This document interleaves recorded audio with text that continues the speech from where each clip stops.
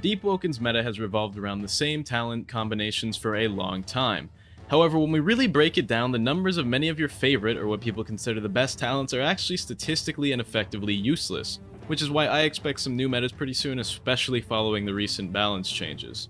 Make sure to subscribe, it's only about 20% of the people watching right now are actually subscribed. Now let's get into it. About Exoskeleton.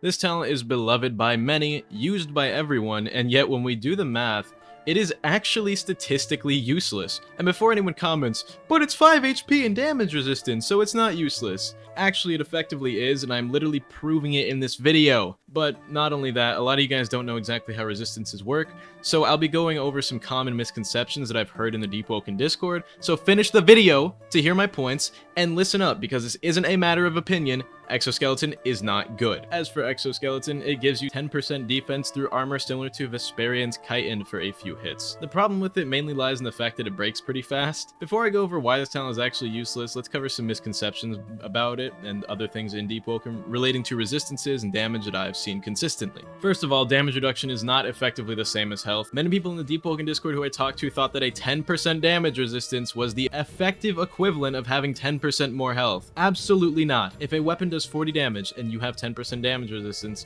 that only makes the weapon do 4 less damage per hit, meaning in 20 hits before your chitin breaks, which is assuming M1s only because monsters break it way faster. That 10% resistance is the equivalent of 24 health, which is being generous for reasons I'll talk about later, rather than probably close to 55 assuming your build is using an HP kit, meaning it's half as useful and probably less because we're not factoring in pen. Another common misconception is that more resistances are more valuable individually, which is the thought that the higher your resistances and health values are, the more smaller contributions contribute to your overall effective health. And this is also wrong. That's not how cumulative numbers work.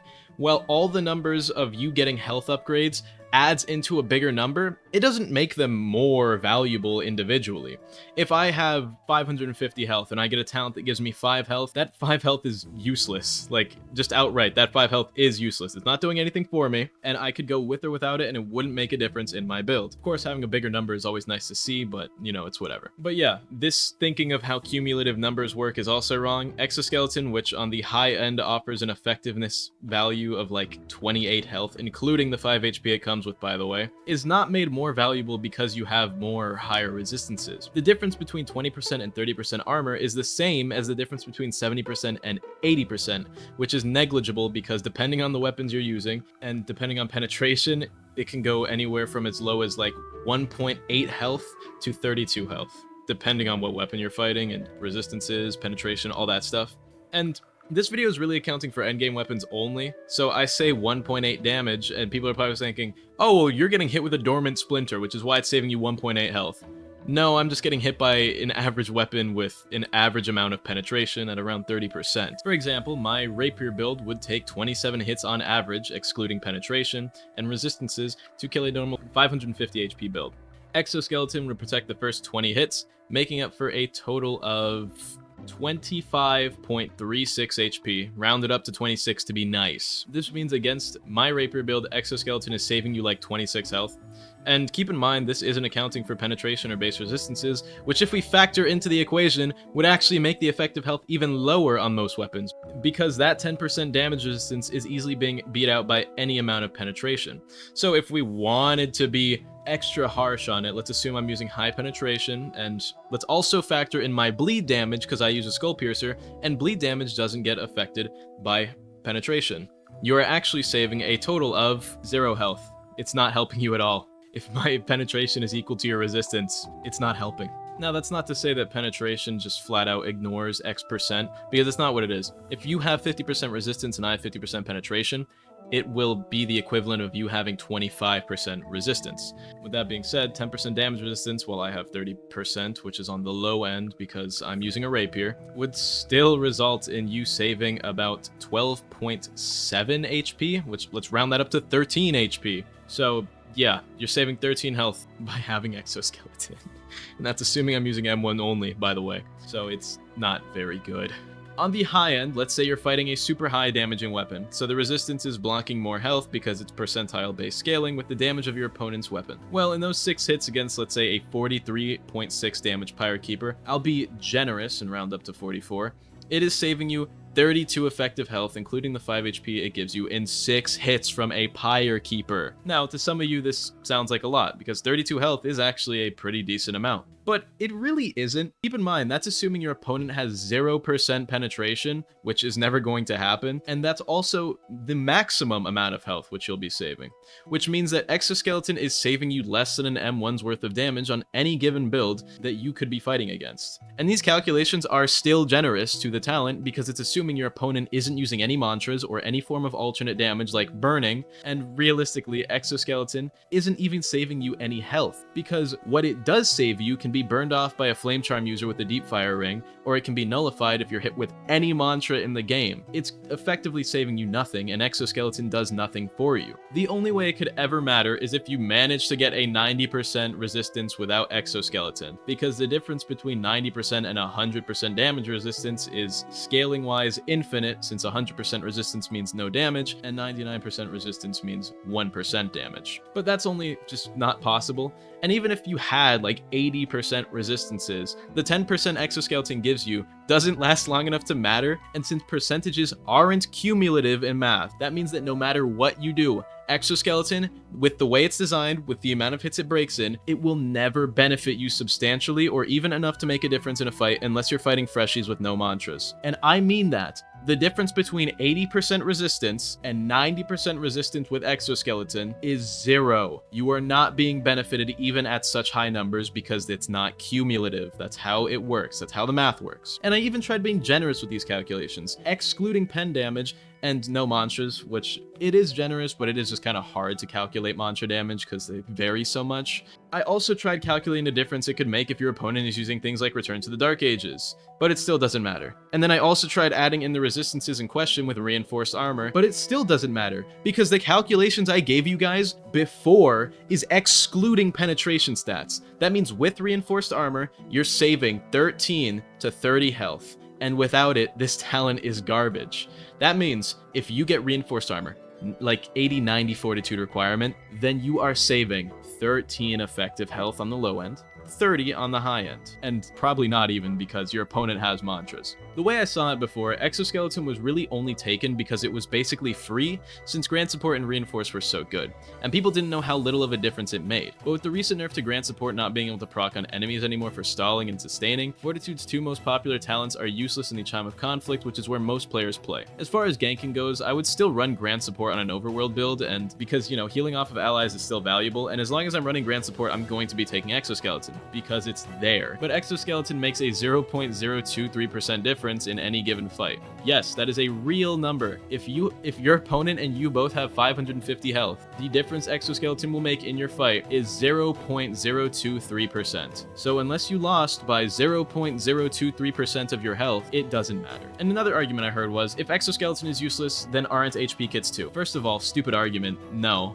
To the person who said this, there is a massive difference between the 200 to 300 HP that you get from an HP kit and armor compared to the 13 to 30 difference that you get from Exoskeleton. And the funniest part is, I didn't even talk about bleed damage. Oh my god, bleed damage just shits on Exoskeleton. Despite Speed, Demon, which just got nerfed, it got halved in bleed damage. Bleed weapons like the Skull Piercer and anything else that has innate bleed on it remains just as strong as they were, which is actually a pretty good update because it in itself made bleed less of a versatile pick, making bleed weapons effectively better since Speed Demon is worse than the bleed you'll be having on most weapons. But also, bleed counters armor since it isn't affected by pen, making Exoskeleton even worse because external damage sources don't factor into resistances, which is also why I said that Flame Charm counters Exoskeleton, because it does. That Deep Fire Ring, that Azure Flames, even without Azure Flames, that fire is going to do too much damage for your Exo to ever matter. And then, you know, anything else in the game is going to just nullify it. And then there's To the Finish and Reinforce. In combination, well, I'm assuming you guys know how they work. To the Finish makes it so below 30% HP you get 10% damage buffs, which I did the math for that too, so don't worry, I'll talk about that in a second.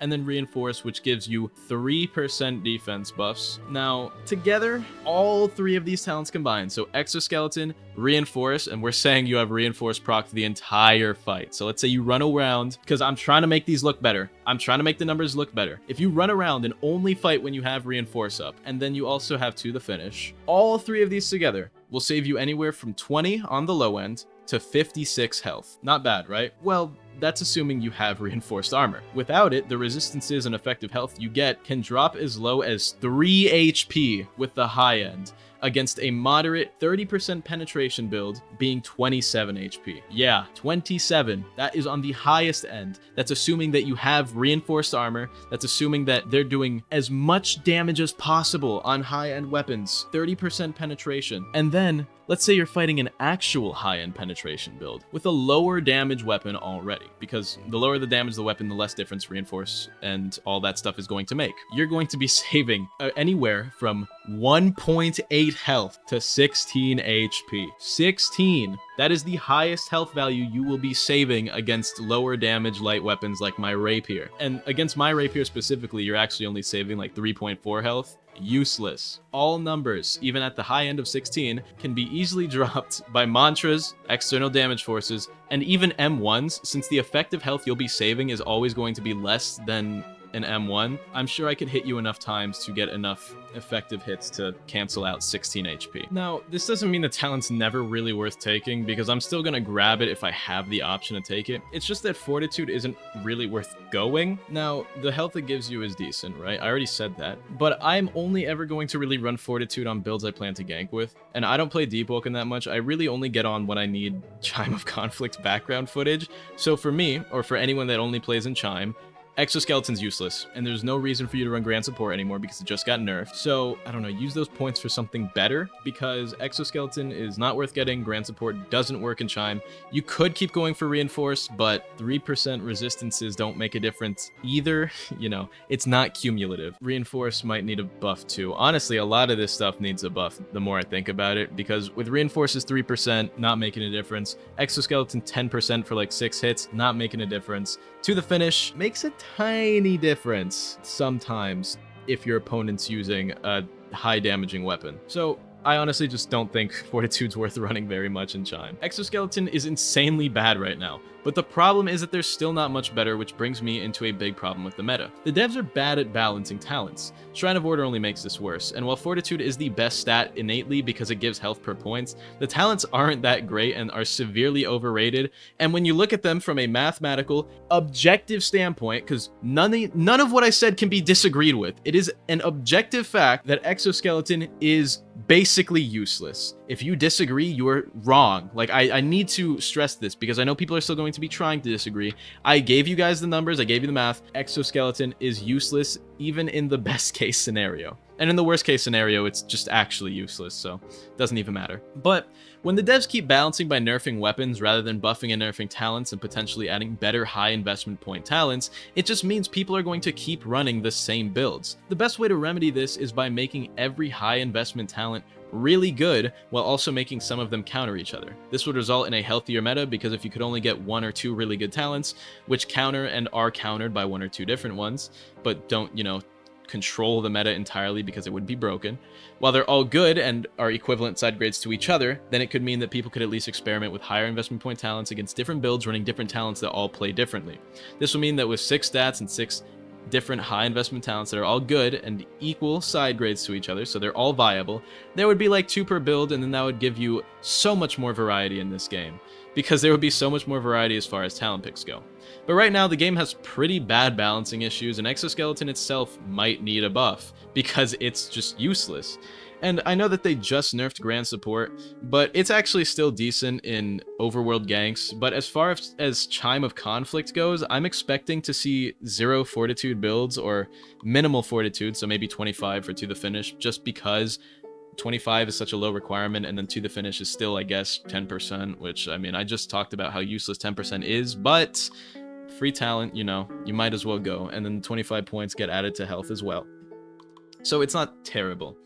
But overall, this game is kind of very poorly balanced. A lot of people read either too deeply or not deeply enough into the numbers, thinking that all of this will accumulate and you'll have super high resistances. But the truth is that the difference between 50 and 60% resistances is negligible and doesn't matter. And the devs do this on purpose. It's not that they don't want things to be strong, but they kind of undertune things, and the devs do this so that way things aren't too strong. And it just results in stuff like exoskeleton, which people swore by for years, and I even used it for a long time. But when you really look into the numbers, useless garbage talent. If you enjoyed, make sure to subscribe. Shoutouts to Brick, Goobka, and Jersey Drake fan. I love you all. Have an amazing day, and goodbye. Also, if you disagree with me, leave it in the comments. I may or may not respond, depending on how long your response is. If it's too long, I'll read it, but I won't respond because I don't want to write out a paragraph. Just know you're wrong. Like, I'm sorry, but you just are. I gave you guys the numbers. Regardless, I love you all. Goodbye.